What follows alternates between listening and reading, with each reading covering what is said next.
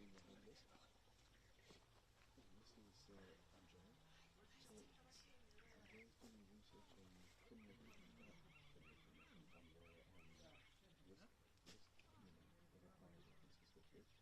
but also she's with we've created an elephant organisation amongst some adoptive facilities called the Elephant Care Association of Southern Africa.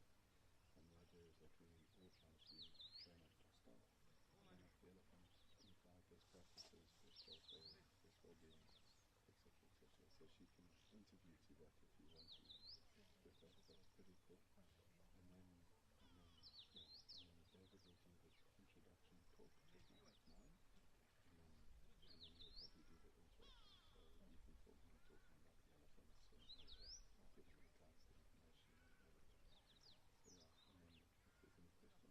Cool. Okay. His name's just still going like this. See if he helps. Like this program will be like, let me just inform my scope of life and just tell them that we have an interview next week. Next week. He will do the introduction to Adventures with Elephants in 10 minutes. Yeah, so if you want to do that, then film him doing it 10 minutes, and then she can, and then he'll do the interaction for an hour, and then you can either interview her or just ask for her content. Okay. Cool. So I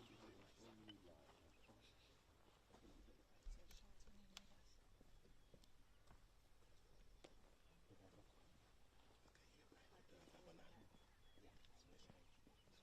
Joseph, if I never get close up, it's up to you.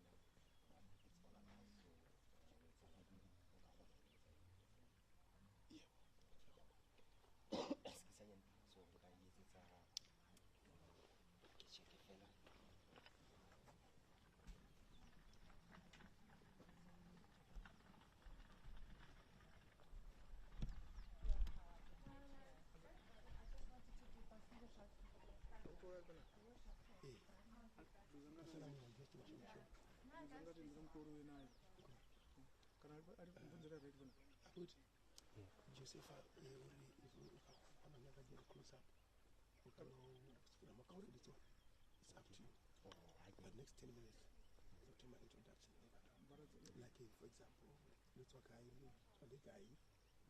coming from, where we are today, and what we're trying to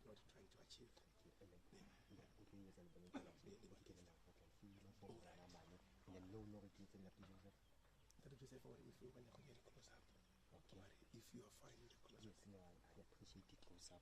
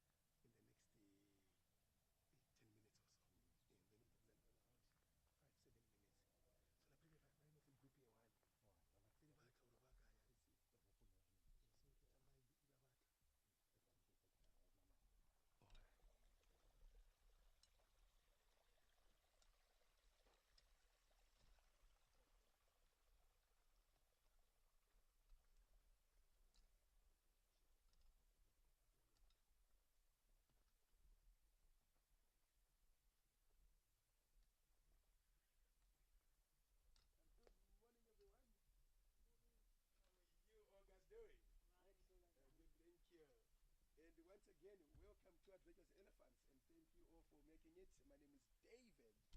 I'll be giving a brief history on how the entire operation got started, where we're coming from, where we are today, and what we're trying to achieve. And we can bring elephants in the positions. We have a small head of 7, and we teach as much as we can about elephants. So it all started in Zimbabwe in 1988 when Mr. Rory Hensman applied for elephants from the culling operation that was happening in the Zambezi Valley. The idea behind was to bring the Zambezi a bit closer to his home, also to learn about elephants growing up in the wild. So bring bigger elephants. Xenos Parks Board delivered 2 young orphans from the operation, and they were obviously too young to be their own or to be released on the property. Instead, they were kept in stables, same like the horses, and a keeper was appointed to look after them, and they were named Jumbo and Miseli. Beautiful names, ma'am. Yeah. And some kind of road on, Jumbo and Miseli started to respond the names, basic commands, following the keeper around, and they're also involved in various farm calls, like running up of cattle and checking of fence patrols. And the owner then realized there was more to those elephants than he originally anticipated, and more elephants were brought on his farm from around Zimbabwe, and they got a reputation in the orphanage or a sanctuary until there was a head of 12 of the property. And I'm not sure because of pets at home. Because of pets at home. What have they got? Because of pets at home. What have they got, ma'am? Horses, dogs, fish, hamsters, husbands, wives. I'll not get into trouble. You know, the cost involved, I think of 12 elephants cost a fortune.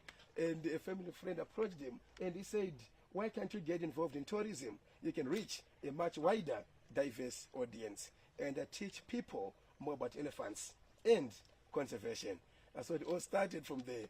So in 1991, the first of 12 was moved across to Victoria Falls, and they started operating in the tourism sector, doing elephant experiences back then.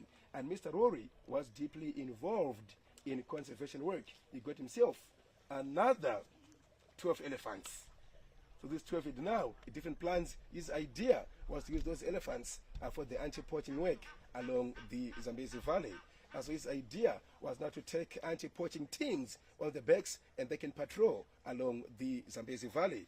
Since elephants are the most natural diverse 4x4 you can find, they can patrol without having any problems. And the sense of smell is 14 times stronger than a good dog. St. Bernard is one of the best in the world. So they just to help with the anti-poaching work along the Zambezi Valley. And in 2002, if you follow African politics, Zimbabwe went the way it went, and farmer came down to South Africa and returned these elephants you meet today. So the idea today, bring them in with them and train for the interactions and also for the research projects going on. And in expectations from you guys, and expectations, it's World Elephants Day, and expectations, we want to touch one, we want to feed one, we want to hug one, we want to lick one. Yeah, I take it with. To the chicken, I promise you. So in your honesty, I'm going to take it beyond touch, feed, and photograph. Show the memories, their feet, their hearing, the skin, and all sorts.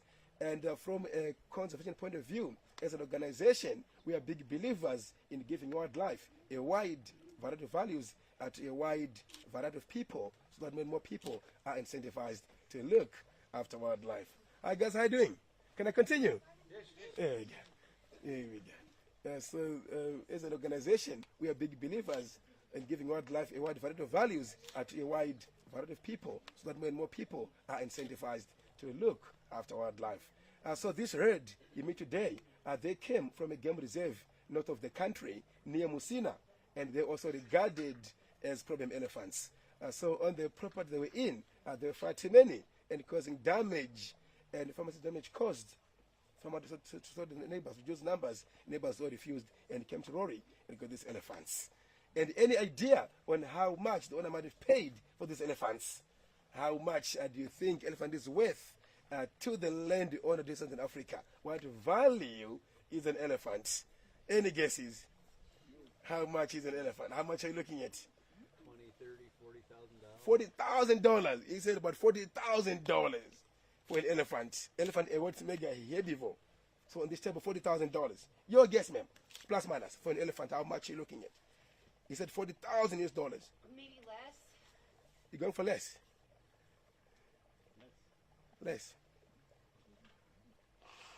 Your guess. Your guess. How much? 40,000 US dollars on this table. And she's going for less? Million. Yeah, we can do the rent. 1 million. One bar. 1 million rand. Two bar. Getting exciting, getting exciting, getting exciting. Any second thoughts?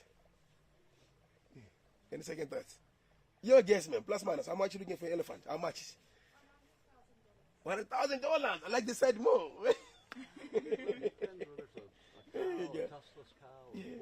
And let me give some guidelines. 1920 in Africa, there were 4 million elephants across Africa, and today about only 400,000 remain, which is a 90% decrease in their numbers. And they sold a kudu the other day for 9.8 million rands for a kudu, which is close to 400,000 US dollars for a kudu, and a sable 22 million rands, and a buffalo 168 million rands, and cattle Boran Boo went for 8 million rands, and a koi goldfish for 1.2 million rands, and the racing pigeon for 5.5 million rands. Yeah. Still 40,000, still 100. Still. Any second thoughts? Any second thoughts? The owner paid zero, they were donated to Mr. Rory. Please take them away. They were premium elephants. So literally, farmers are giving elephants away because there are far too many in South Africa, Botswana, and Zimbabwe. There are far too many elephants. As what you have the press and the media, the numbers declined dramatically. It is true. And on the other hand, in the same period, the human population have gone the opposite. In 1920, from 200 million people to 1.4 billion people in Africa. It's set to double by 2050. And with us humans, we've taken all the best land for our cities, wildlife, and livestock. So we're taking animals land away, not managing the wildlife that land properly. As we look after wildlife, you have to balance the biodiversity for your animals and other species, and you have to keep the numbers in check. But they're quite destructive feeders, and they can push the entire tree just with the roots. And sometimes they can feed on very little, 2% for example, and they move to the next one. So they can turn a forest area to a grassland. They are very good at that. In addition, they destroy browsing for our rabies of animals like a black rhino, our nesting birds, our ground hornbills, our vultures, also with our secretary birds. They need those fish for the nesting, also for the habitats. So other animals are endangered, not only because of poaching, but due to elephants.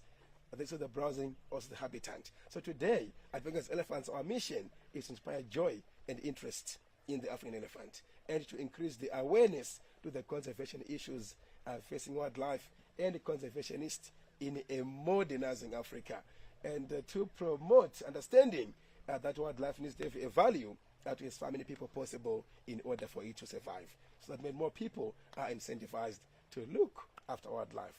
And if I can put in simple terms, if you have rats in your kitchen, they're problematic, damage causing, they eat your food, they eat your clothing, they eat your furniture. How many of you would consider looking after those rats? Problem animals causing an issue. How would you feel of those rats? Find a cat, find some rat traps, and if some rats could protect you from robbers, how would you feel of those rats? Breed them, buy them all land. It's a sad reality. If it pays, it stays. It doesn't pay, we can get rid of it. And research work, this had me today, they are the most diverse elephant in this country, from soft robotics to the sense of smell. They've done up to 40 different research on paper in the past 15 years up to date. So lots of work happening behind the scenes, from the skin, their hearing, their feet, and all sorts. And just now, elephants in their positions, we're going to interact with each one of them in turn. And on a safety note, you will get an opportunity to feed the elephants with game pellets or boscos. And if the food falls to the floor, please don't pick the food on the floor. You might bump into the tusks. It's quite sore. And the most important from our side, please enjoy the experience and learn as much as you can. But any other questions, what side? Any questions for me? Still in the morning. I like this group. And our last commercial, please, Uncle Tapelo is a paparazzi. So you tell me, Uncle Tapelo, please show the camera. He takes beautiful photos. But the cameras and phones, you can take as many photos. They are fine, even the flash. And Tapelo's photographs will be on a USB for pages afterwards. So buy photographs, please charge to Uncle Tapelo. Oh, the elephants approaching. And the two youngsters, Bella and Zambezi, they were born in our care. There's two of them. Bella, youngster of them all, she was born September 23 in 2016. So this coming month, she'll be turning 9 years old. And Zambezi, our third older calf, he was born on the 4th of October in 2015. Yeah, so this will be turning 10 years old. The two youngsters is 1 year difference. It's 1 year difference.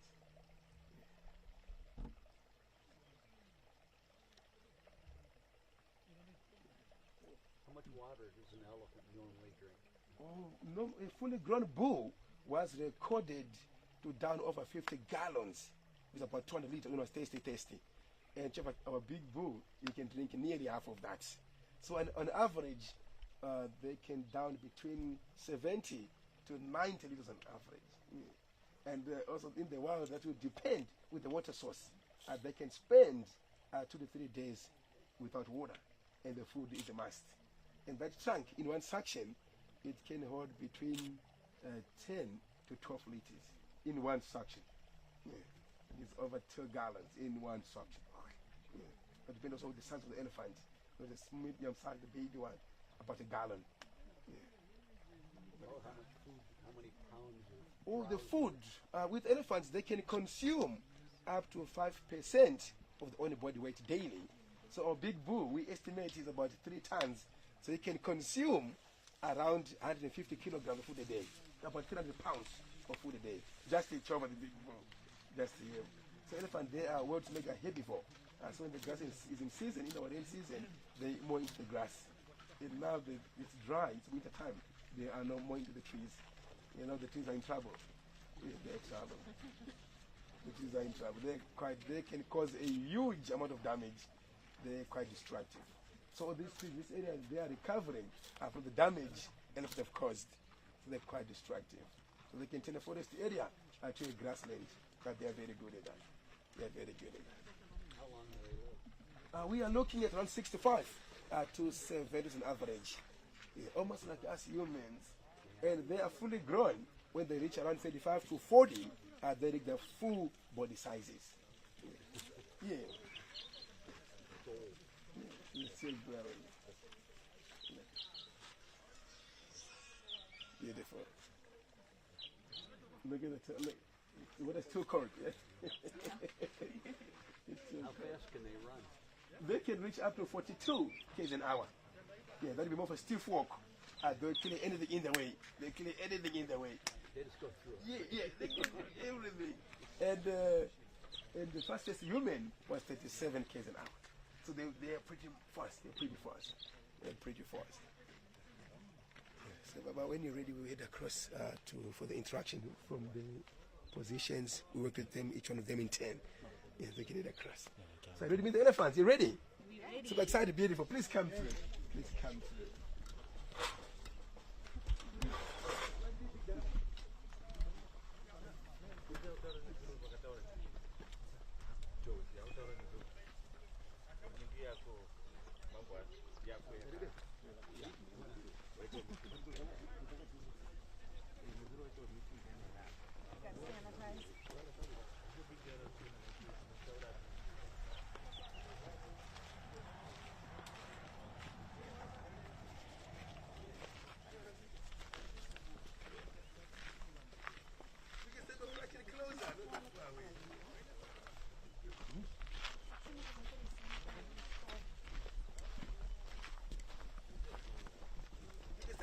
Closer, man. Not that far away. The fraction close. He's looking like a lion. Sure you don't bite? No. I would bite. Good. Again, again, welcome to Adventures Elephants and my guest Joseph. Good morning, everyone. And our first elephant here, her name is Musina. Yeah, Musina, she was named after a town north of the country. And she is a fantastic elephant, absolute born leader.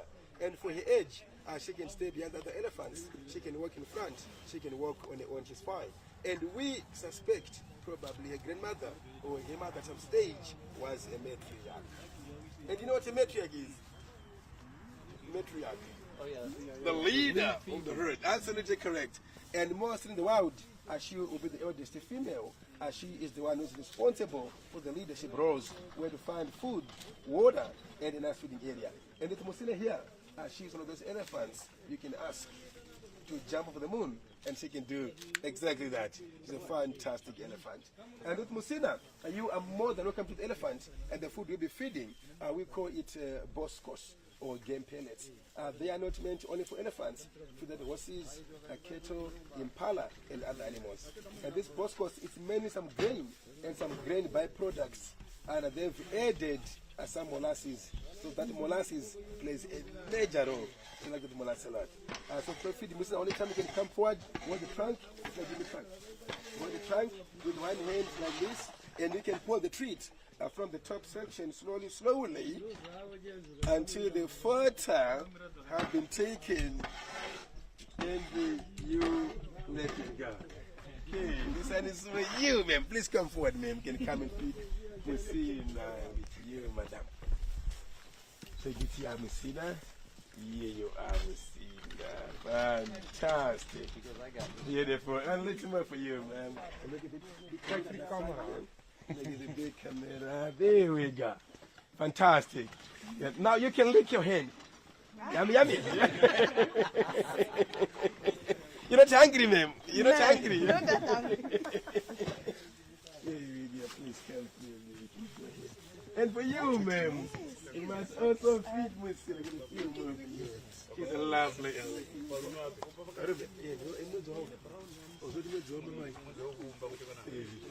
and a few more for you. Beautiful. Fantastic. Hey, Julie, get a little closer. That's a nice one. Fantastic. Beautiful. You must also feed Musina when she's done. You also feed Musina. Beautiful. Well done, Gilly. Here we go, Gilly. Fantastic.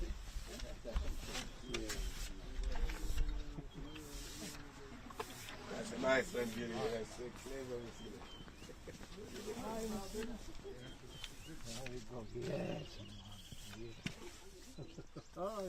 Beautiful, fantastic. Yes, you're good. You must also feed Musina. She's a lovely girl. She's lovely. No. You're busy? Okay. Oh, Daddy, yes, clever. Fantastic. Oh, Dan Gilly, that's so clever, Musina. Beautiful. Let's give him a treat. Fantastic. And then you can get the video ready. Yes. And so, why are you still there? Is the video ready, man? We need some concrete evidence. Over here, sir. Over here. Asking Musina, will you marry me? Musina, you want to marry him? To be your husband? Yes. You like him? Yes, Musina. Here you go. She said yes. Yeah, that's a new one. You can take her home with you, say. It will be a big yard and a big yard. And you can grow corn for her. I think of this. Very good. Yes. Okay, man. Well done. Please go ahead. Go ahead. Take it, Yabba. See you now. How are you today? Here we go. See that? Okay, get it. Here we go. See that you are so clever. Fantastic.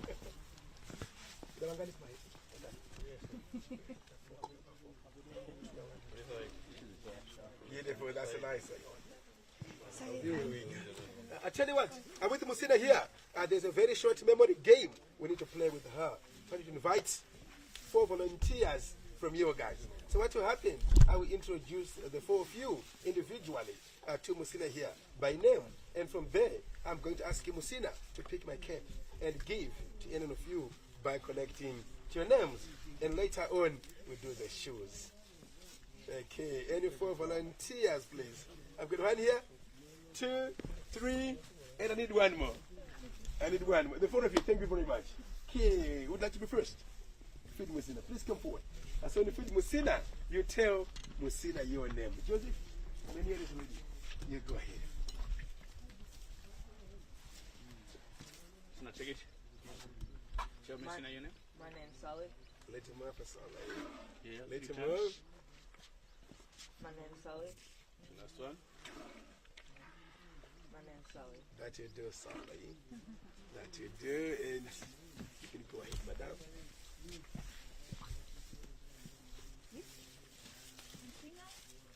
All of them once. My name's Grisette.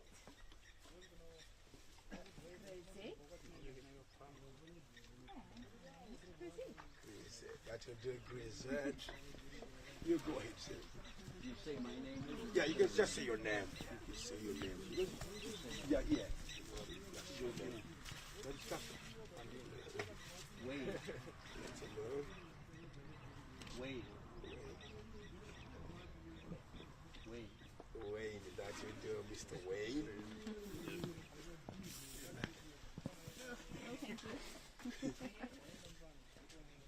Chanel. Professional. Chanel. Interpret this away. Chanel. Chanel, that you do, Madam Chanel.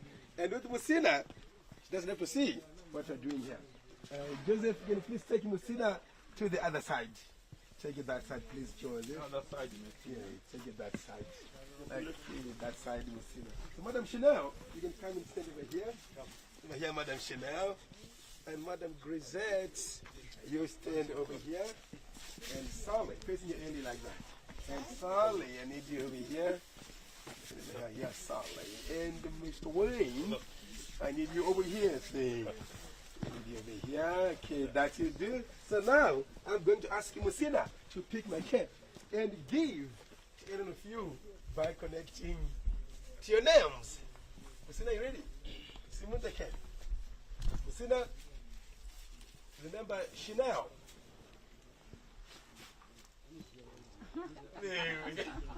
Getting clever. You can throw back to her.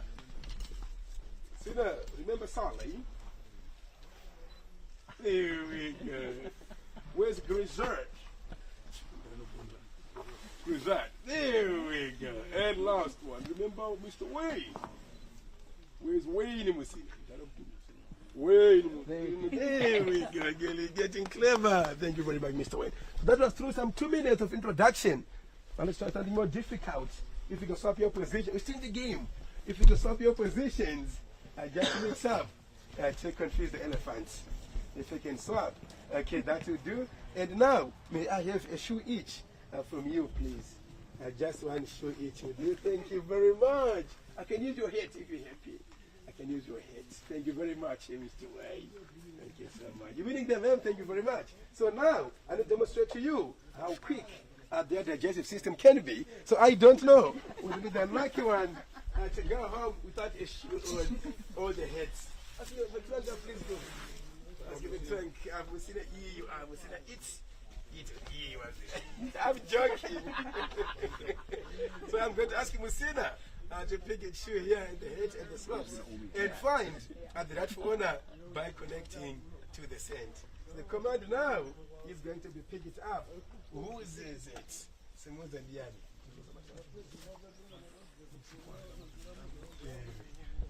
Musina, go for it. Simon Zandiani. Zandiani. Is that yours? Yeah. Simon Zandiani. Simon Zandiani. Pretty clever, that. Wow. Beautiful. Well done, again.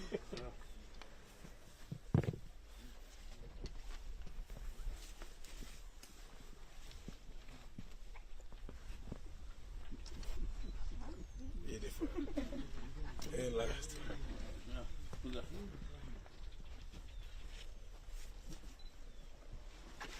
Oh, Daniel, getting clever. Now, thank you all for playing. Now I can take your shoes back and the head back on. That gives you an idea about the memory. So the first part, when feeding Musina, is the memory.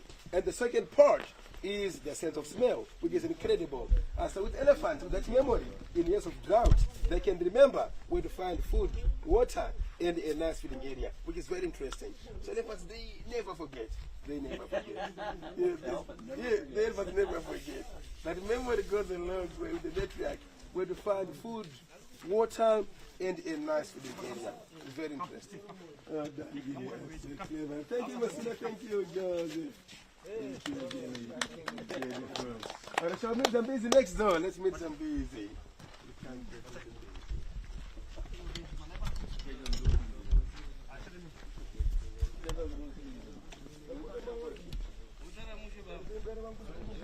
Instead of fletching closer, not that far away, instead of fletching closer.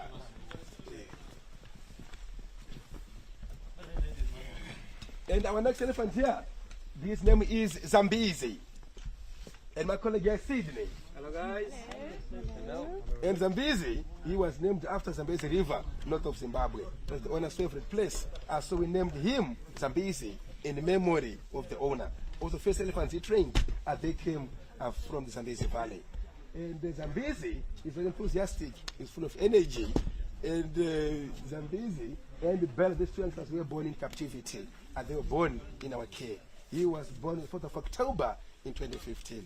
And Bella next door, she was born September 23 in 2016. So this coming month is Bella's birthday. She'll be turning 9 years old. And Zambezi will be turning 10 years old. The two youngsters is 1 year difference. And Bella next door, she's our sugar and spice. And Zambezi is very enthusiastic. He's full of energy. So each time he presents a behavior to us, he does it full energy. So with our taming and training, our taming and training is very, very simple. We work on the bilateral ask and reward system. So we ask elephant to do something. If they do it correct, we give some treat in return. And if they do it incorrect, we keep the reward away until they can do it better and better next time. We call it a positive reinforcement. And it works very, very well for us. Same the dogs and the horses, we apply the same technique. And with elephants, they love citrus. Bring oranges, and they can do anything for you. They love citrus and fruits. Oranges, apples, bananas, they can do anything for you. And in Zambezi, you can do an amazing talk. Ask him for a talk, please, Uncle Sydney. Zambezi talk. Beautiful. You hear that? What did Zambezi say? What did he say, man? And it's amazing how they learn our language, but we haven't tried to learn their language yet. So they're way ahead of us. And with elephants, they can communicate at a distance far away to each other with that vocalization. And we did our own research with the US military, so they can communicate up to 12 kilometers. And the girls up in Kenya, they reckon they can communicate up to 45 kilometers. And all the same, still a long distance. And they can pick that ultra low frequency sound and vibration with their feet. And the other day, our neighbor Mabula, they getted no water. Elephant dug a pipe in the ground, half a meter. They dug it up. They could feel there was water running underground. And they dug the pipe and they had all the water. And they getted no water. And they had all the water. And what you can do for us, Sydney? Head check. Please show the head check. There we go. Beautiful. And with that head check for the first time, what we do, we put some grass on their heads. And the grass is ticklish. And the elephant shakes it off. And the command head check is given to the elephant immediately. So if you capture behavior, we reinforce that behavior. Yeah, so when you train them, is the name and the command. So we focus mainly on medical behavior and also control behavior. If it's a medical behavior and it's high energy behavior, we increase the food reward. We bring in a bigger reward for the elephant. Because when it's high energy behavior, like lying down, quite an effort. If they get a cut or so on the back or the vet here, if they lie down, voluntary of the vet, we're going to clean the cut or the sore on the back. Yes, they can do that voluntary. All right. Well, so I need to, the high five? Please show the high five. High five. Show the high five. Look at that. Up. There we go again. So clever Zambezi. And that high five is also a medical behavior. If they get a cut or sore on the foot, if there's a thorn, they bring the foot to us, we can check the thorn out, or they can clean the cut or the sore on the foot. Yeah, thank you, Sydney. Thank you, Zambezi. And I shall meet Sean next door. You can come to Sean. Come on. Give it.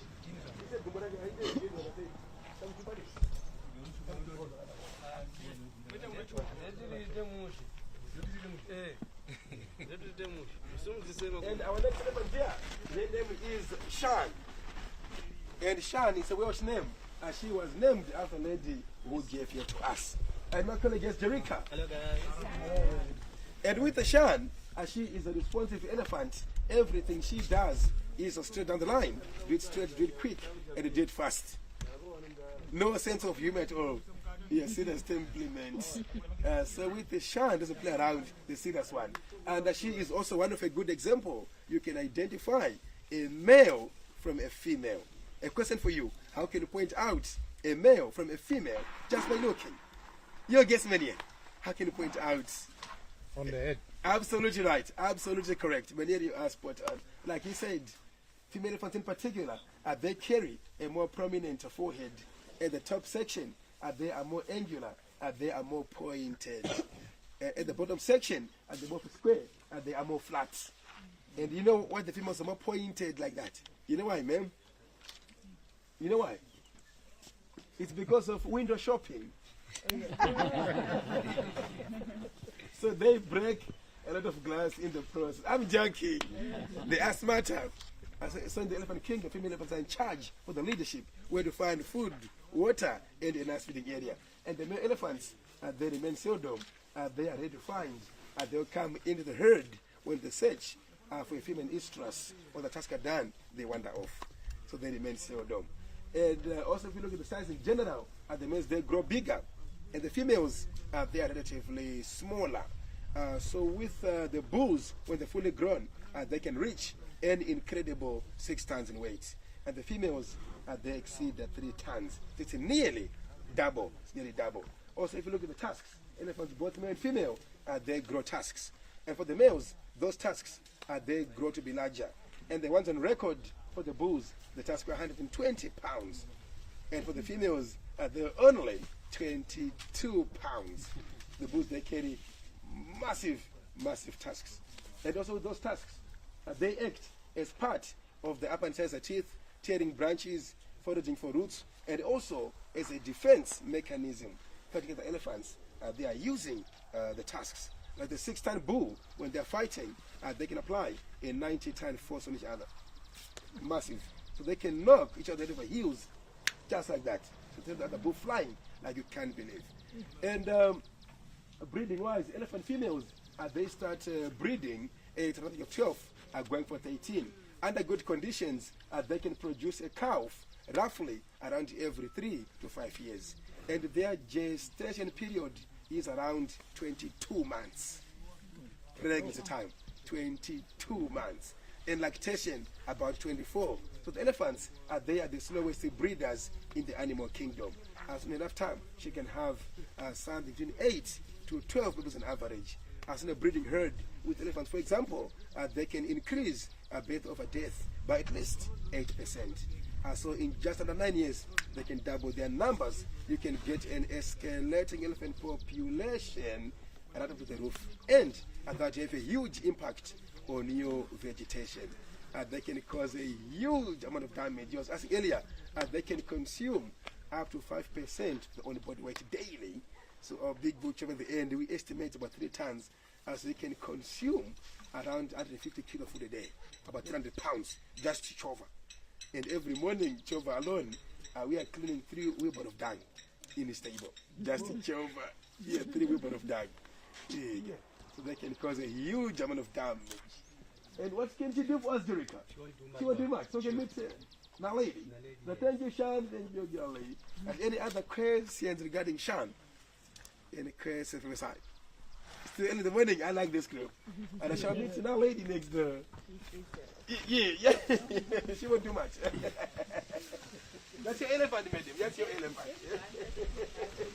Absolutely.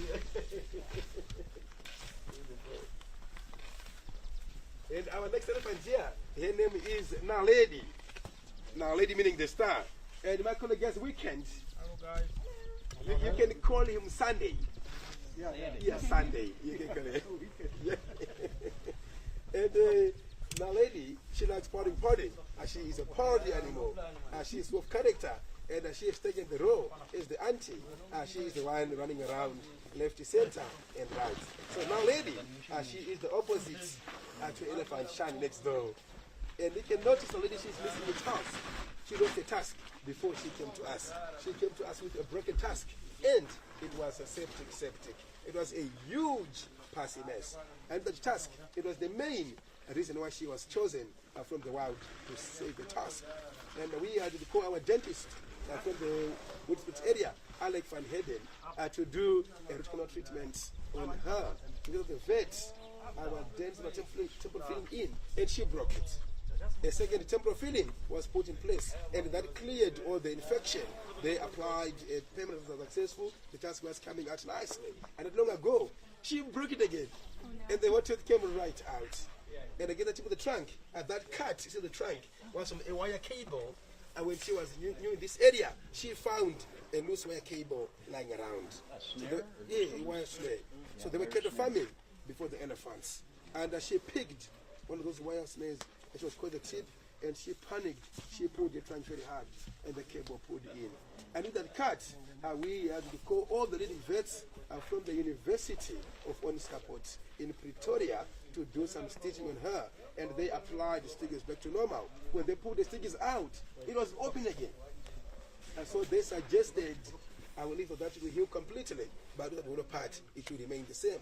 And luckily, the nerve endings were not too affected, so she can still use the fingers as the tip. And the thumbs is playing some music.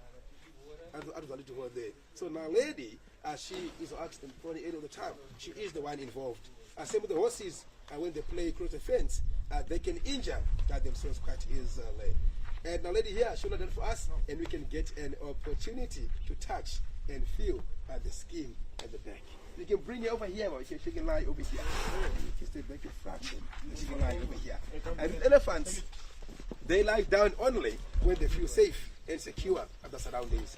And so in the wild, when they lie down, it is more vulnerable, because for them to get up on the feet again, it's quite an effort. It takes up to 5 seconds, and an impala, for example, will be 100 meters away. So they normally prefer a sleep like the big tree or a termite mound. And either way, when there's a possible danger, they are easily on the feet, and they can escape. She's getting there, she's getting there. Look at those eyelashes. Yeah. And the mascara there, ladies. Lie down for us, girl. Please come through, come touch and feel. You can come and touch and feel. Yeah, touch and feel. Yes. Yummy. You go. Yes, ma'am. You don't touch me, sir. Yeah, touch and feel. So the elephants, they are born with those hairs. With the sensitivity, so flies bothering, they can feel all that with the aid of those sensory hairs. The sensory hairs, they act more like whiskers on a cat. They've got many hairs per square inch. Look at that. They've got many hairs per square inch. Look at that. They've got many hairs per square inch. Yeah, many hairs. Look at that. Lovely. And with elephants, they are handicapped for mental. All their digestive system takes place in that big stomach chamber. Same with the horses, water, zebra. They are non-ruminant animals. They are entitled to only one stomach chamber. They don't chew the cud. And with elephants, for example, they digest only 40 to 44% of what they take in, and the rest comes through the back door. They're quite well for feeders. So they compensate that by processing a huge amount of coarse feed. So with elephants, they need quite a lot to sustain their tremendous weight as they get the system going. Let me show you the ear. Let me show you the ear, Mr. Wade. Now, lady, Zuri. You can come and touch and feel. Inside of the ear, you can touch and feel. It's very, very soft. And outside here is the opposite. You can see over here, touch and feel. They're very, very soft. And with elephants, Can she feel this? absolutely, they can feel all that with the aid of the sensory hairs. So those sensory hairs, they are connected to the nerve endings. Yeah, they're connected. Touch over here, touch and feel. And that's an artery, and that's a vein. You can feel the pulse over here. Feel the pulse over here. Yeah, over here. Can you pick up anything? Yeah, over here, madam, feel the pulse over here. So the artery is carrying all the oxygen-rich blood from the heart to the entire body, and the vein is the reversing one. So the vein is carrying all the oxygen depleted blood back to the heart. Is the reversing one over here. Feel the pulse. Yeah, yeah. You feel it? Yeah. Beautiful. And she's alive. Yep. She's alive. Yeah, get you over here. Over here, man. Over here. Get the pulse. No, it's fine. Feel the pulse. Yeah, feel it. Here we go. Beautiful. And there's no meat in there. It's all cartilage. And when the appetite of cut, it won't grow back. Like what happened here. So this section of stop blood supply, and that will end up rot off. And they end up with the touch ears. And she's got more touch ears. At night time, we put some earrings. And she gets the recording only at night time. And the ear hole, there's nothing inside. The ear hole is located on the outside. There is the ear hole. It's a tiny. There it is now. It's on the outside. And so with elephants, the ears outside here, they fly you because those huge ears, they are the mobile cones that funnel sound waves down through to the eardrum. And so it makes their sense of hearing way above that of the human ear. So they can communicate at a distance far away to each other through vocalization. So lucky for them, they don't need any cell phones. They make the only trunk calls. So they flip the ear like this, and in Zambezi, they're trying to get a better reception, collecting more sound.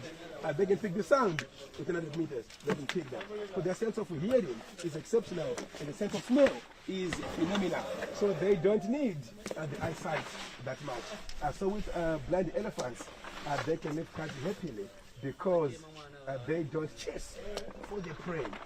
They just grab a few the day. Comes the eyesight with elephants, they poor sight altogether, often better than believed. However, they have more rods and cones, and they can see better at night time than during the day. And they don't have a tear duct like we have. What they have is a nictitating membrane. You can see that? You can see that, ma'am? Yes. Yeah, taking all the dirt at one corner of the eye. And so this one is the corner here is carrying all the dust and the sand. You can see that? And when it accumulates the corner here, it trickles down in the form of tears. And she can easily, well, that is the trunk. So everything she does all day long revolves the trunk. It is extremely dexterous and yet an enormously powerful two-fingered hand. So the trunk for a size, she can lift up to 400 kilograms, 800 pounds, just like, without thinking about it, just like that, just like that. And ma'am, you can ask her, my lady, get up. My lady, get up. Now, lady, you must listen to me. Oh, that's a nice photo. Beautiful. That's a nice one. Do you have to get some that one? That's a nice photo, lady. Beautiful. Fantastic. You took a nice one? Yeah. Lovely. You want, oh, please go ahead. Yeah, can you go ahead? I could be picking up to the you know, going to go come begin another minute. Come begin another. Yeah. The more for them in here. And look at each other. Look at each other. Then give him a kiss. Give him a kiss. Yeah. It's my sister. Yeah, I beg your pardon. I beg your pardon. I beg your pardon. I wonder.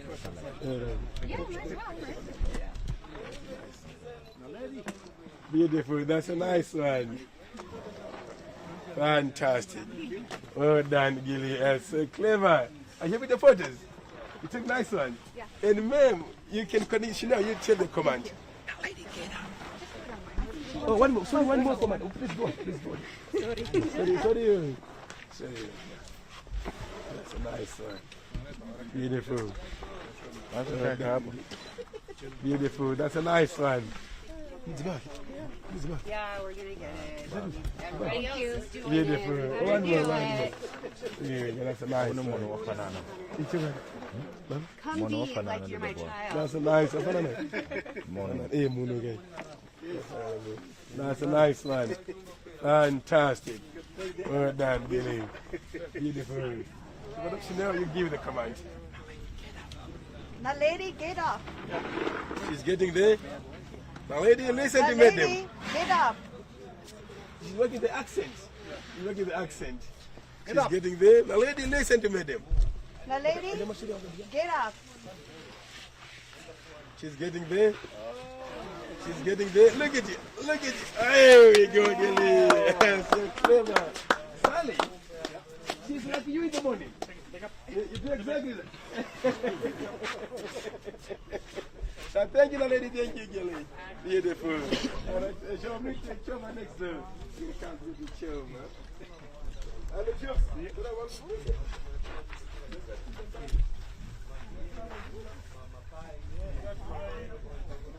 can step a fraction closer. You can step a fraction closer.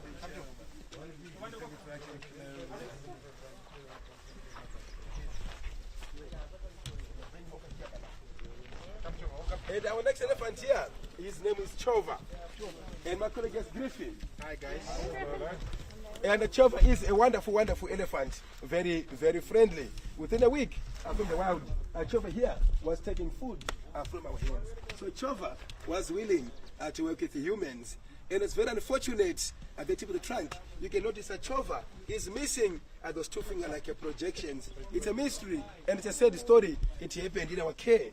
We saw tip of the trunk this much lying in the center of his stable in the morning. And when he was in pain, Chova could stand close to every tree and he could break a few branches and hand feed the Chova. For drinking water, it was a bit of a problem for him when he put a hose center his mouth and he could drink from there. But now with his trunk, let me show you. I picked a stick from the ground. Just watch Chova Simuza. As a Chova, he locks one end with his foot and he picks the other half. And nobody taught him to do that. So he made the plan B. So Chova, he is not feeling yet kept anymore. And so being said, he is a wonderful, wonderful elephant. Very, very friendly. Yes, clever, buddy. And Baba, can you show us the teeth? And did you know elephants have got teeth? Did you know they have teeth? Let me show you the teeth. Chova, can you show us your teeth, buddy? Show us your teeth, Chova. And if you can take a closer look at the elephant's mouth, can you see the molars? The teeth. You can take a photo. You can take a photo that here you are, Chova. Here you are. Here you are, Chova. Yeah, so that's where the milling action starts with elephants, and they get 6 sets of those molars in their lifetime. They get more sets than us. We get only 2 sets. Here we go. And with those molars, after the first set is worn out, it is pushed away by the second set. So those molars migrate from the back of the jaw, coming all the way forward, until when the last set is gone, elephant will no longer be able to chew its food more effectively. And as a result, elephant will die of starvation or malnutrition related. That loss of teeth, it is a little bit of death by mature elephants. It's a hard way to die. And the sort of elephant graveyards comes in when the last set is gone, and they will focus on parts like riverbanks and swampy areas, mainly for that soft and green vegetable material, and eventually they die in those areas. So they don't go there to die, but they try to stay alive. And that tongue is the mouth, that tongue is a tongue at the bottom. So Chova can't go, so Chova can't speak. Chova talk. Beautiful. So Chova forms a hook, look at that. That tongue forms a hook, so they put the branch inside. Say if I put the food over here, Chova can't scoop, so it's the trunk to bring everything back in his mouth. So the tongue is a big muscle, it's moving back and forth. Well done, buddy. Chova, you are so clever. Let's take him more in the open. Bring him in. Bring him over here. Bring him over here. Away from the water. Away from the water. Here we go. So Chova, unlike with Musina, your elephant Chova here adopted a new way of feeding, which is on the side. Griffin, can you show us how to feed Chova, Baba? Okay, to feed Chova, guys, is very easy. Each one of you will come here. So Chova, you will form a hook like this, and you put food on top. For more adventures, you can ask him to come down, then you can hug him. And now it's big guy. While Papalaza is taking pictures. Absolutely. This is for you. Please come forward. You must see it's children.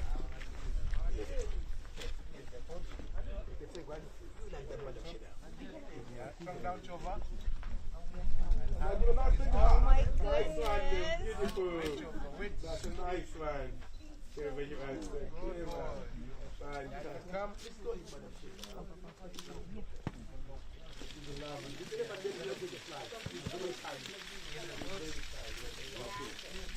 Come down, Chova. Are you really? Good boy, Chova. You never know. I'm from here, I'm the dog. Please go ahead. Get this from you. Yes, $16. Enjoy. There we go. Now give a nice big hug, man. A nice big hug. Beautiful. That's a nice one. You're a clever boy, Chova. That's a good one. Beautiful. Yeah, you can come. And you go ahead. Very good. Is the foot left? Okay. Bring down. Nice big hug, man. Beautiful. Fantastic. Good boy, Chova.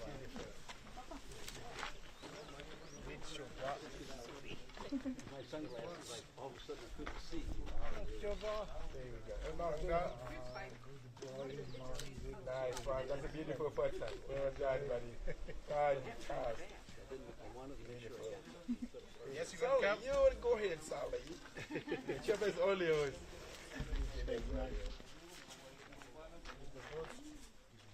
There we go. Now give a Come hug. down, Chova. Give a hug, Sally. Beautiful. And Sally, give him a kiss. Give him a kiss. A proper kiss. Yeah. What have you done to him? Really, why don't you love elephants? Meneer, alsjeblieft. Alsjeblieft, meneer.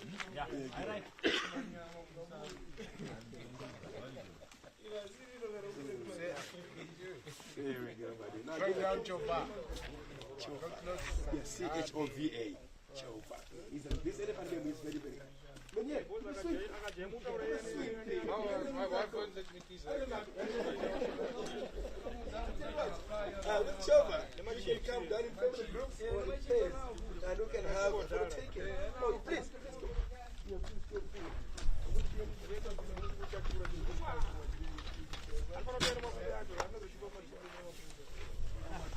Now give me a hug. Now give me a nice big hug. Proper hug, wait, proper hug. Like that. Here we go. And once you do this, and you do a photo next to Chova, you can come and stand alongside Chova. And photo with the whole elephant in. Chova together. Now please come join him for photo. Yeah, please come. I'm going to get like a fella. Have a photo. That's a great to you. Beautiful photo. Oh, December. Yeah, give the photo. Go like that. There we go. Beautiful. Take our picture.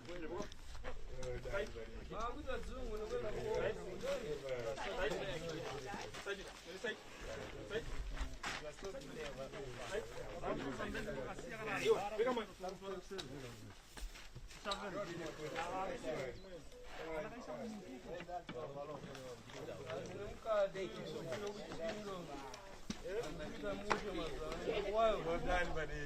And Sally,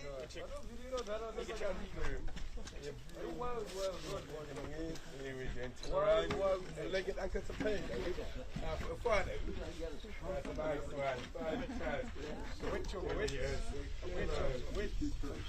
Let me the post, ma'am. Come on.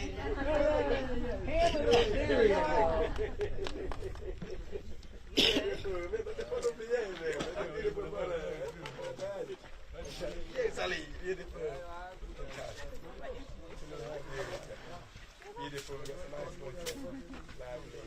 Beautiful. I like it.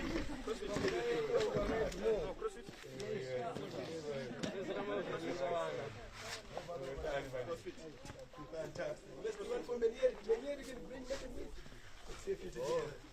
Your father, let's cheer you back. Nice one.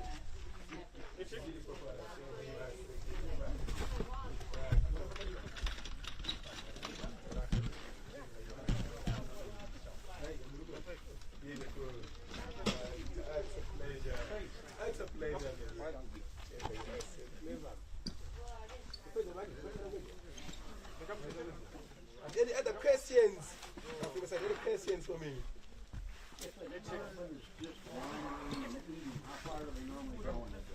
In a day's walk, with elephants, they can cover up to 50 kilometers. And that will depend at where food and water are to be found. Since elephants are not territorial, so what they do, they occupy some home ranges and they can use part of them as a seasonal or irregular rotation. Yeah, very interesting. 50 kilometers a day. Yeah, over 30 miles a day. Yeah, over 30 miles. 100 miles pretty quick. Yeah, just like that. Just like that. And any other questions? Any questions for me? And well, with that, that marks the end of our interaction. Thank you very, very much. By a donkey. Thank you so much for coming. So from the Baker team, we appreciate your visit. Next time you come, bring all the cousins. You can bring everyone. This is about your elephant. You say thank you to the Baker team for making the success. You're more than welcome. Say thank you to your team and work they are doing. Yeah, thank you so much for coming. Thank you very, very much. The photo. Please take a photo. Yes. Yeah, the team. You're a mind reader. Yeah, please take a photo. Yeah, please take a photo.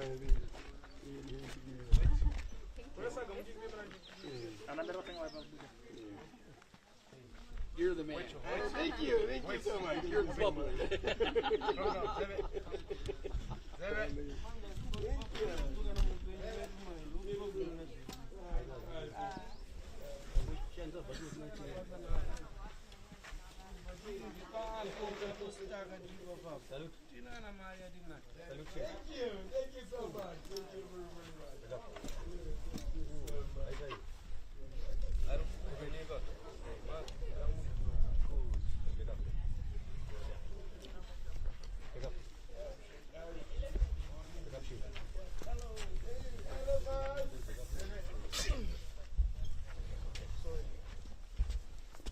Thank you very much. Thank you very much. Thank you so much.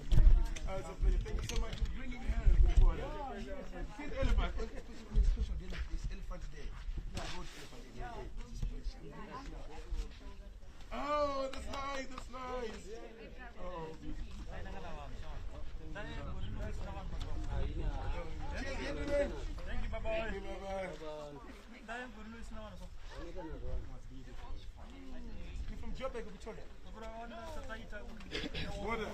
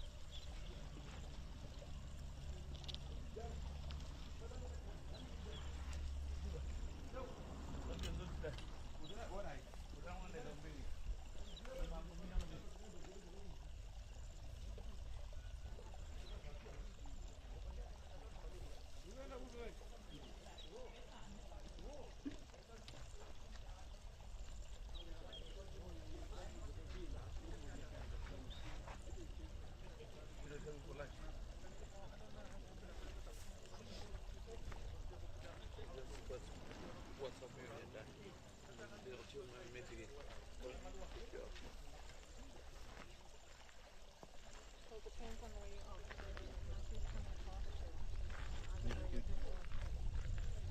You're gonna come with me. So what's your plan, Baba? So, it's Andrea, right? Yes. Do you mind if we maybe just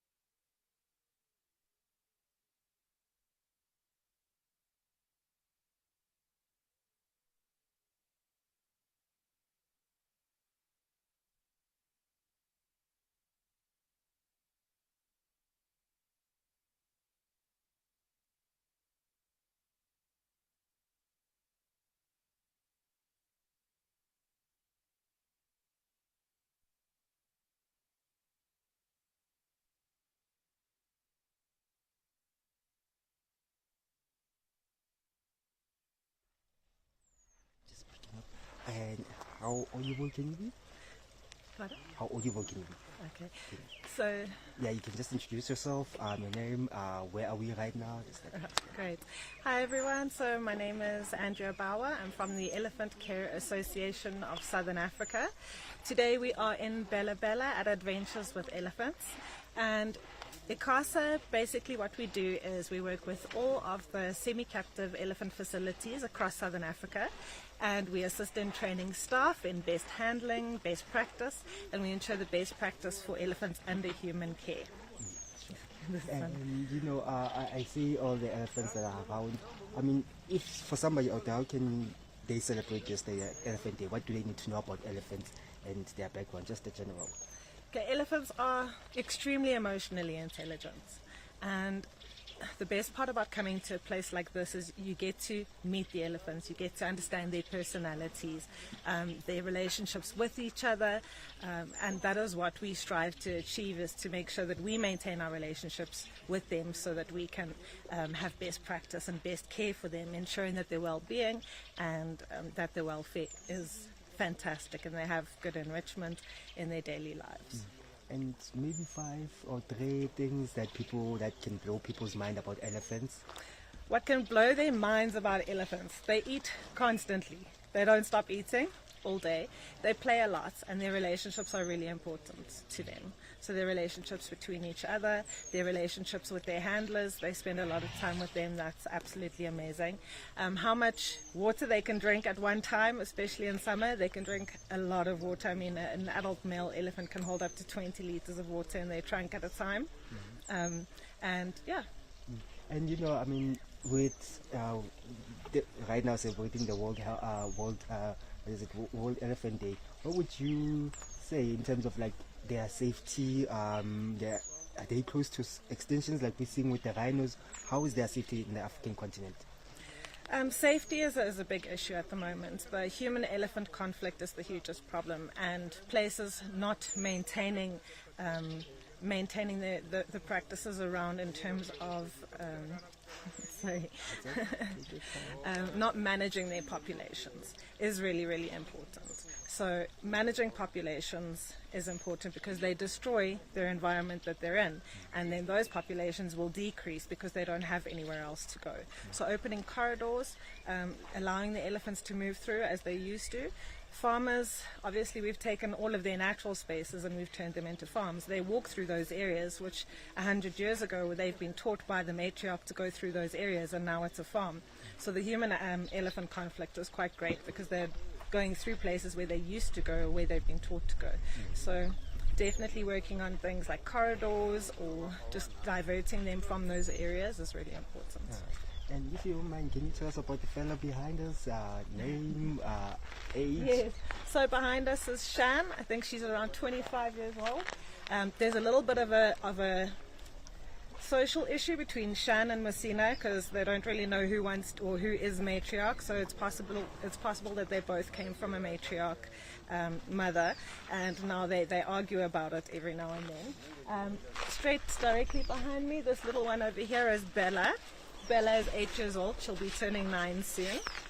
She's got the sharp little tusks over there. She's an absolute sweetheart. She's still learning the rules and regulations of what she should and shouldn't do.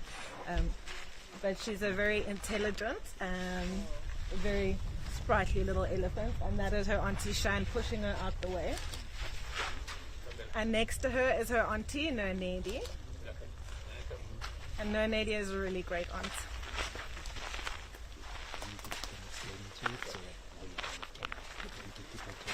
So Nonedi is a good auntie, and whenever the babies run off, or Bella likes to run out in the morning and trumpet and freak everyone else out, and Nonedi will be the first one behind her, supporting her, making sure everything is okay.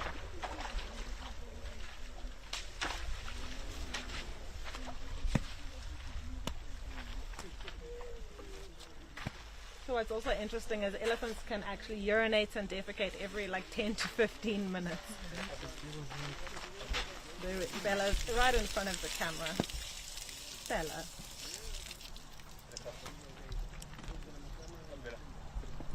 She doesn't like going through the cold water.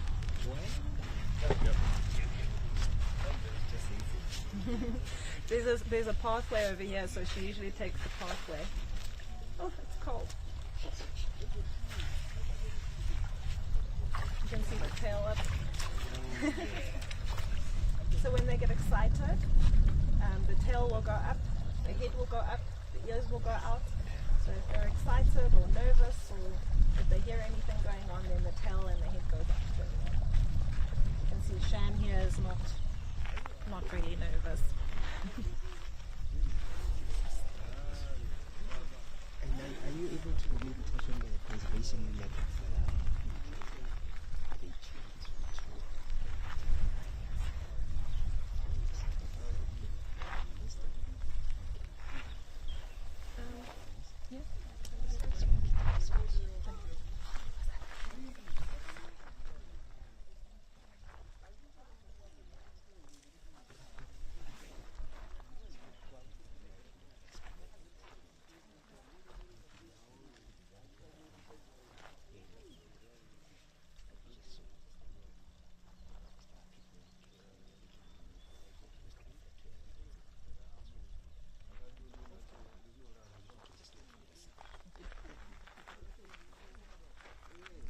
So when coming to adventures with elephants here in Bella Bella, you get to meet 6 of these amazing elephants. You will learn how their memories are, so how they can remember people, their sense of smell. You get to touch them. You get to learn their different personalities. You can see them, watch them drink. You can watch them chase warthogs as they are. So they're quite specific relationships with other animals. It's really interesting to watch them in their natural environment, which is absolutely amazing. You can also see what we do with the elephants in terms of training, because all the training we do is for their safety and their health. So a lot of what we do is we teach them to voluntarily do medical behaviors.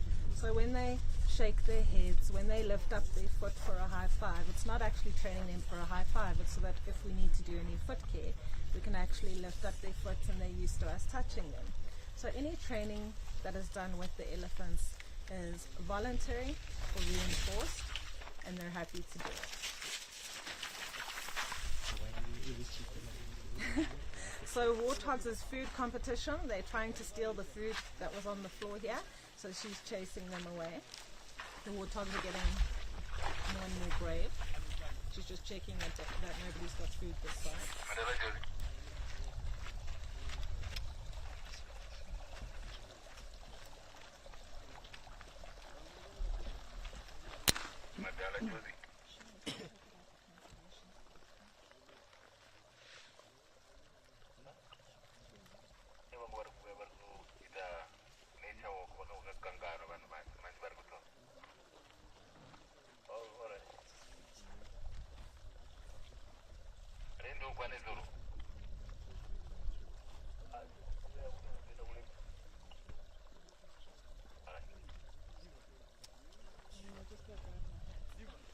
Baba, how many people? Sorry, Mama, there is a walk. I think the gate. Two. Oh. Oh. Oh, thank you very much. Baba, ponda bari.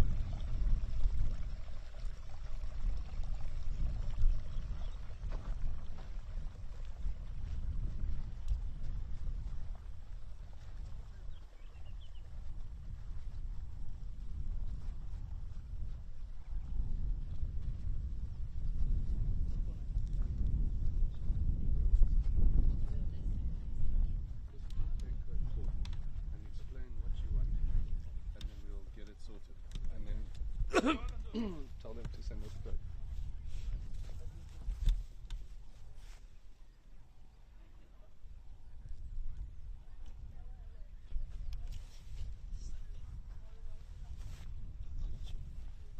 So that's just set up first. I just want the microphone. Okay.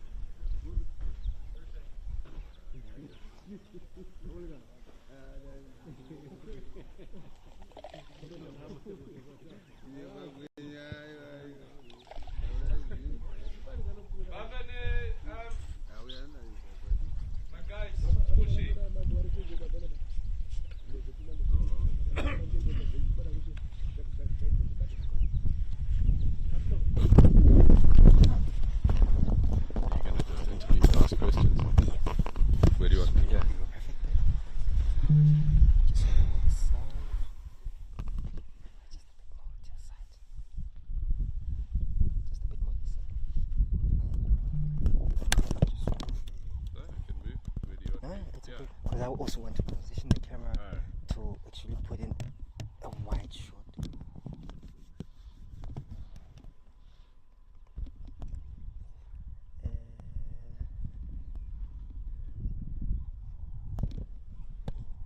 Can you look at me? Just want to check. Will you be able to project the head a bit more? Yeah, perfect, perfect.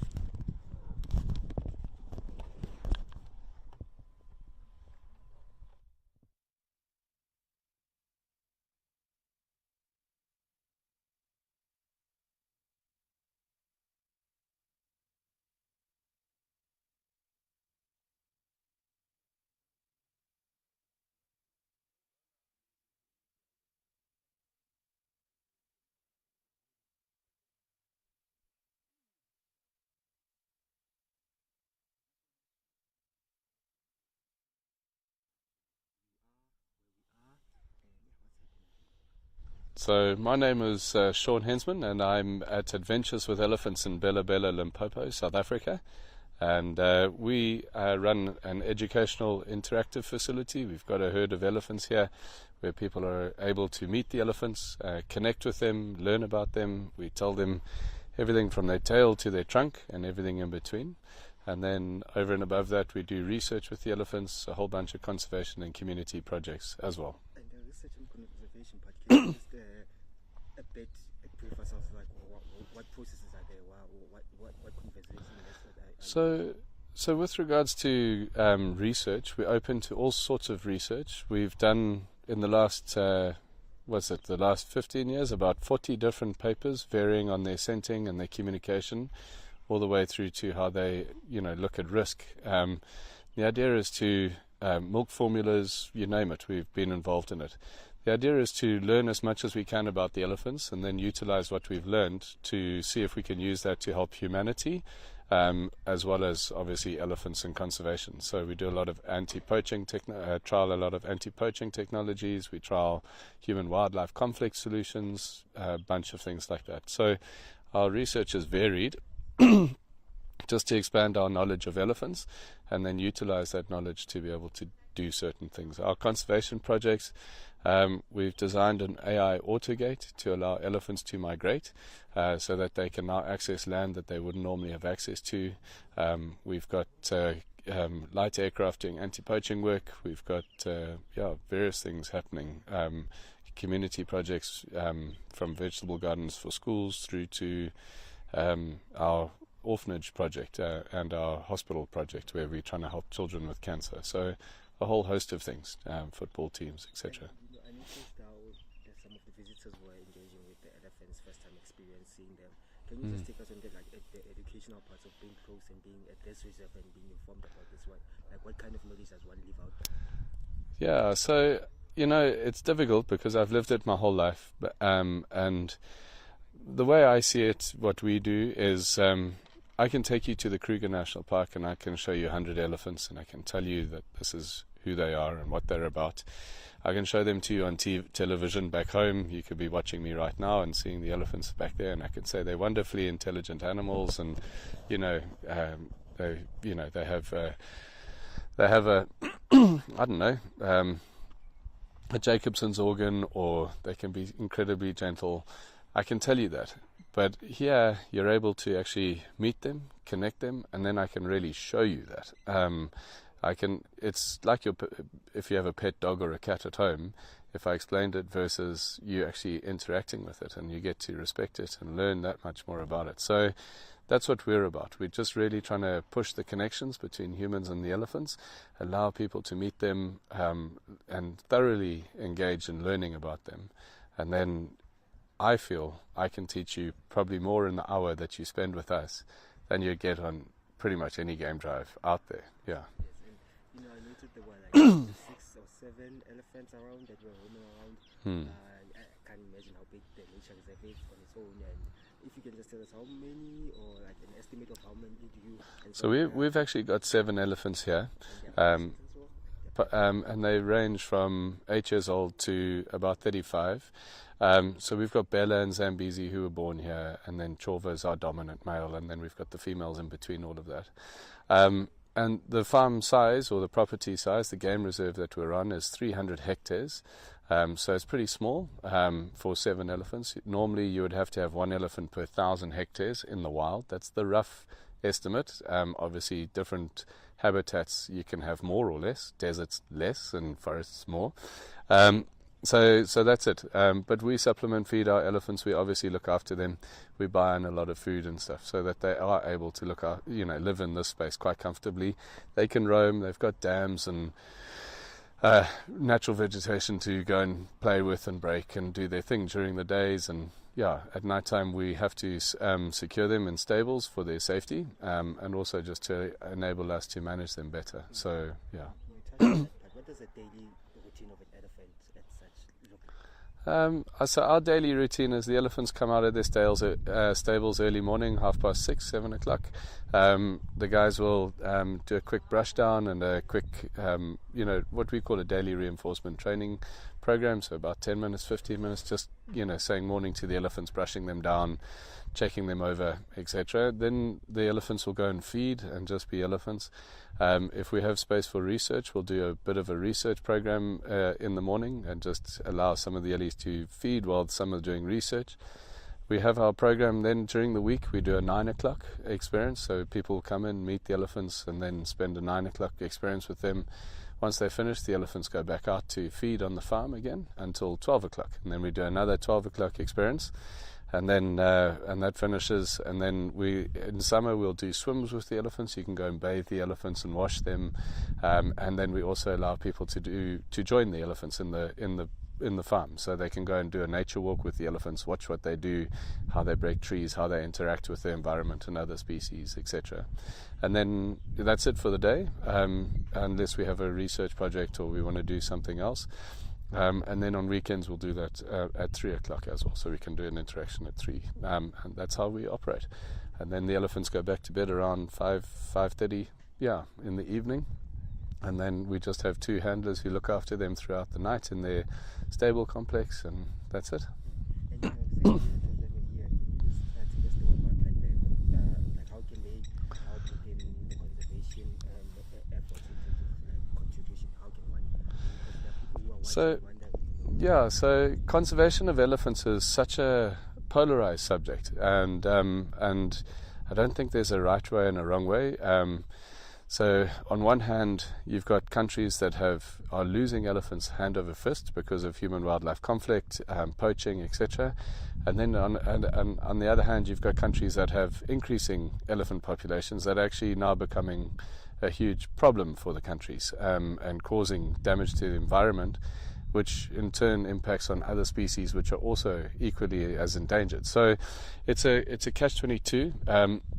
Elephant populations have decreased from 4 million elephants to 400,000 in Africa.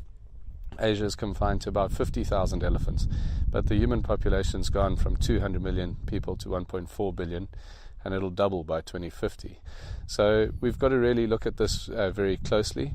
My advice to the people watching at home is to think about the bigger holistic picture and the consequences of what's happening. So if you look at Southern Africa, we've probably most of the reserves that have elephants have actually got more than their carrying capacity, and that's why these people, organizations are running contraception, because we're actually trying to contracept an elephant that we're telling the world is on, heading towards extinction. Here we are contracepting it. Why? Because it's actually run out of space, and it's impacting on the environment, and so people have acknowledged that and are trying to manage their populations, whereas other countries have populations that are really low and are trying to bolster those. So you have to just look at the scenario, and each scenario is different, and then just try and do the best for what I call the bigger picture. And my feeling is diversity is key. The more opportunities we have for elephants to thrive and survive and also help wildlife, then the better it is. So think about that. Yeah. Oh, the big elephant. So that big bull, his name is Chova, and he's our dominant bull. He's pretty chilled and relaxed, though, and he's very, very kind and gentle. Behind him is actually his daughter, on the right hand side. Her name is Bella, and she's made of sugar and spice and all things nice. She really is a really nice elephant cow. She's about 8 years old, and then to her, behind Chova and to Bella's left is Messina, Bella's mother, and Messina is, I would explain her in a simple way of saying she's a lady. She's lovely, she's kind, she's gentle, but she's firm. She knows exactly what she wants, and she takes no rubbish from anybody. So those are the 3 characters that you're looking at in this current picture now. Yeah, and obviously the warthogs on the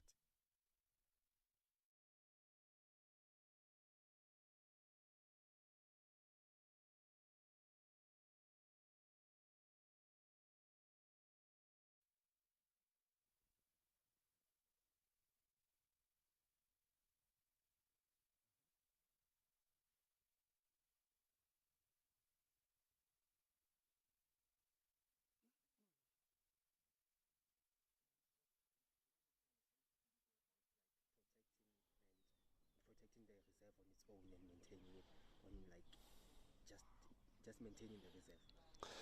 Sure. Well, a 300 hectare reserve is pretty easy to maintain, but so we have a staff complement of about 35 people looking after the elephants and are involved. Everybody from our receptionists all the way through to the team looking after the elephants. Obviously, there will be a farming team, what we call our property team, and they're the ones that are maintaining the roads and the fence lines and the infrastructure. We have security and all of that too, so they would keep protecting, the property at night, anti-poaching and that sort of thing. Yeah. Just on the fun side of things, maybe some few educational insights or fun facts, that are unique that we don't know, somebody doesn't know about animals, maybe 2 or 3 of them? Sure. So what most people probably don't know about elephants is that they're gregarious by nature. They're very family orientated. They love interaction, and they're very inquisitive. So they learn fast. Our elephants sense of smell 14 times better than a good dog. So we've used them to find explosives and drugs and various things like that, which is unbelievable. Training wise, like, they learn really, really quickly. Our elephants helped in, etc., etc. And yeah, they train really easily. Like, we'll use oranges and food rewards for that, just like you do your dogs at home. It's actually really rewarding to work with them like that. Hearing, they can communicate up to 8 kilometers away, which is quite interesting. We've done research on that to see how low they can go and how high they can go in their hearing ability. And they also use infrasound, so sound that you and I can't hear as a human being. They can communicate through the ground and through the air. It's a really low rumble. You feel the vibrations rather than actually hearing it, and you know that they're chatting to each other. So those are things that most people don't know about elephants. They're really intelligent. They've got all these abilities that we're only just touching the surface of understanding.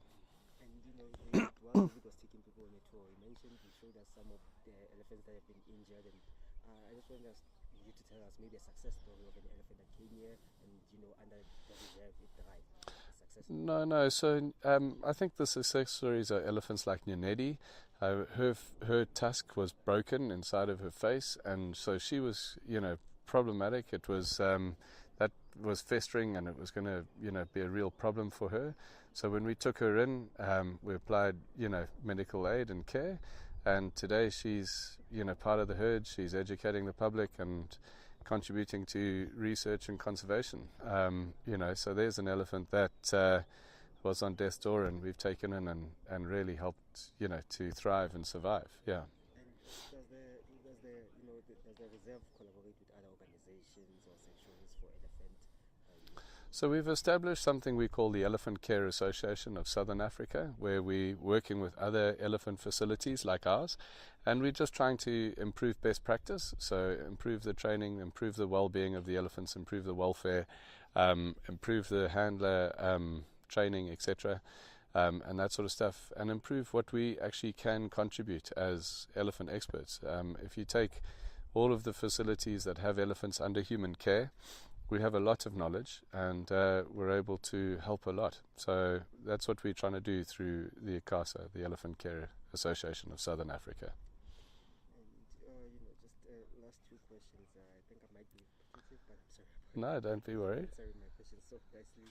Are there any reintroductions or rehabilitation programs for elephants at this reserve particularly? We don't really have a reintroduction program. There's already too many elephants on most of the reserves that they're on. And I feel that actually, instead of us reintroducing our elephants to an area, we should take the overpopulated elephants from reserves that are overpopulated and really under pressure and impacting negatively on other species, and maybe put those onto any land available. So we should be doing elephant translocations rather than trying to move elephants from a captive facility where they've got the best care 24/7 and are contributing to research and conservation, than rehabilitating or rewilding them or whatever it is. So my feeling is these elephants can contribute. The elephants that are going to get culled or put down because of overpopulations, we should be looking at finding space for them to thrive and survive. Yeah. And there's a number of workers here who actually understand and go about communicating with the elephants. As a stranger or someone who's going to start, maybe who's interested in working here, what would be the process of being able to communicate with such a giant? The first and foremost is the elephants do the recruiting. If they like you, then you're part of the family and the team. If they don't like you, kiss yourself goodbye. So that's the most important thing, is that you actually have an affinity for animals and you have a soft, gentle personality, but you have to be kind of firm, otherwise you'll have the elephants jumping all over you. And that's it. We'll generally have people come in. We'll do our own in-house training, and we'll make sure that the guys understand how we want to train the elephants, how we want them to be around the elephants. Obviously, it's preferable that you come with a nature conservation degree or something like that, and then we push you in and get you going that way. But yeah. No worries. Okay, so yeah, so behind me we actually have some guests who are now going to spend time with the elephants. They're going to go out, observe them on the reserve. They're going to spend time with them and just watch how the elephants spend time on the reserve, eating, feeding, interacting with other species, that sort of thing. And that's what our nature walk is about, just showing the public what elephants get up to on a close manner while they're out in the bush, doing their thing, just being naturally elephants. The process takes about 45 minutes for the walk, 45 minutes, an hour, and they just accompany the elephants out to the field.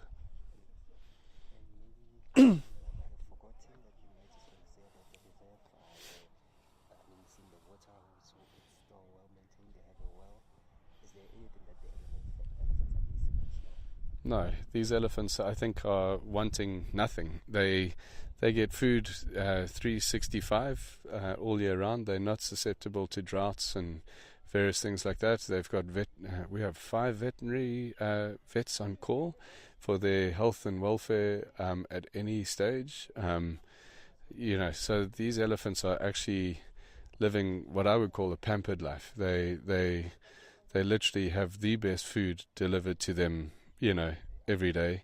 They have the best water, all the time. They can walk on a natural reserve. They can interact with other species. They can break trees. They can be elephants. They can educate. I think they're living it. Oh yeah, so other species, we've got wildebeest, we've got warthogs, we've got kudu, nyala, eland, giraffe, waterbuck. Yeah, all the normal plains game, just not any other predators or big five. You shared some beautiful insight, and I think somebody would be interested, maybe the incline of elephants compared to the human population. Yeah, so I think the major thing, and I think that this is what World Elephant Day is all about. It's just showing the impact that humans have had on wildlife. So the human population in 1920 was around 200 million people in Africa. Today we sit at about 1.4 billion people in Africa, and it's going to double by 2050. So we'll have 3 billion people in the next 25 years in Africa.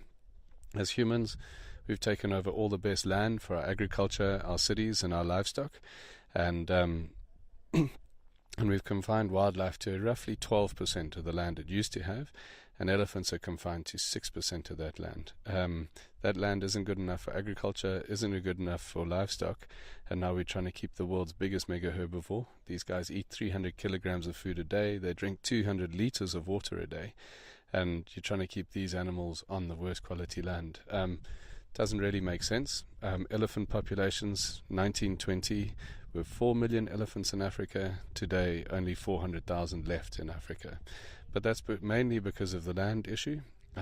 So the fact that they've been confined to smaller and smaller places, and they've been shot out or, kept out like many other species, because they conflict with humans for resources and space and that sort of thing. So, yeah, it's a problem that I think is something that we have to really address, is actually allowing elephants to have access to more land, and that's one of the reasons we've implemented our AI autogates to allow elephants to migrate, allow elephants to access land that they wouldn't normally have access to, etc.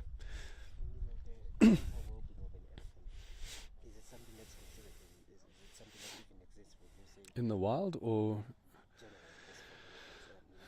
both in the wild and the reserve?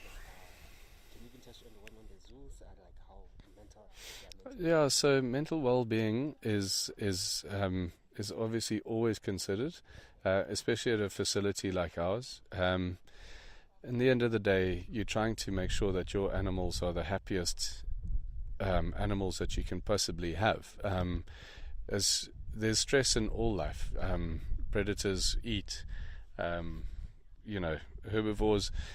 We have droughts, we have storms, we have fires, we have all of these things that contribute to stresses. And so it's healthy to have some stress and some goodness. We can't live a perfect life the whole time. But from our point of view, we want to have happy elephants and healthy elephants, because happy, healthy elephants are safe elephants. If you are mistreating your animals and not looking after them, then you're going to land up with dangerous animals. And so from a captive facility, I think that's the most important. From a well-being of elephants in the wild, I don't think that is maybe considered as much. I mean, one of the things that people are looking to do is manage elephant populations in reserves by destroying artificial watering points, so that the calves have to walk further to keep their population down, so they would die naturally. Although that's a man-made decision. We've just taken the decision to take away watering points. And is that really well-being for those animals? But it is natural, but is it natural to be fenced in a 2,000 hectare game reserve or a 2 million hectare game reserve, So these are the things that this is why it's so difficult to think straight about elephant conservation and wildlife conservation, because we don't live in an ideal world. And because we don't live in an ideal world, we have to do the best with what we've got. And as long as everybody's striving to try and do the best, it's difficult. I mean, is the elephant's well-being being considered if you're darting hormones into it to try and manage its breeding? Its natural thing is to breed. Are we considering well-being there? If we don't know the outcomes, etc. Are we considering well-being if we translocate, if we hunt, if we cull? These are all man-made things that we are making decisions on. And genetic-wise, I think this will be the last question. Are elephants evolving in terms of keeping up with the changing environment, the climate change? So I can't tell you 100% if elephants are evolving to keep up with climate change and things like that. I think it's happening maybe too fast for genetics. But what I can say is that we have a genetic project which we're looking at inbreeding issues.